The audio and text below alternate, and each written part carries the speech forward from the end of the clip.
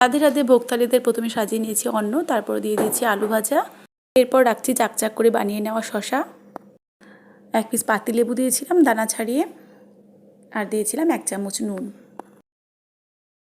বাটিতে তুলে নিচ্ছি মুগ মটর অরহর দিয়ে মেশানো একটা ডাল, আর ঝিঙে আলু পনির দিয়ে হয়েছিল রসা, সেটাও তুলে নিচ্ছি। আর এখানে দিয়ে দিচ্ছি উচ্ছে আলু দিয়ে চচ্চড়ি আর সাথে টক দই, ওপর থেকে একটু গুড় আর নুন ছড়িয়ে দিয়েছিলাম। আর দিয়ে দিচ্ছি মুসাম্বি লেবু, দুটো রুটির মধ্যে ঘি মাখিয়ে দিয়ে দিলাম। পাশে কনস্ট্রাকশনে কাজ হচ্ছে তো তার জন্য একটু আওয়াজ হচ্ছে। আর অন্যের ওপরে 1 চামচ ঘি দিয়ে ভোগ থালা নিয়ে যাব গোবিন্দের কাছে। তো প্রথমে ভোগের জায়গাটা এখানে শুকনো করে মুছে নিয়েছি,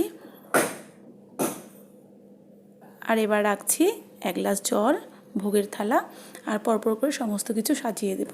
প্রথমে দিয়েছিলাম উচ্ছে আলুর চচ্চড়ি, তারপরে রাখলাম ডালের বাটি, তারপর রসা, টক দই, আর শেষে দিয়েছিলাম ফল। ভোগ হয়ে গেছে, আর ভোগের পরে হয়েছিল ভোগারতি। আর রাধা মাধবকে দর্শন করিয়ে দিচ্ছি। আর আজকে রাধারানীর বাড়িতে হয়েছিল মহারাজের শুভ আগমন, তো মহারাজ পাচ্ছেন প্রসাদ। রাধে রাধে।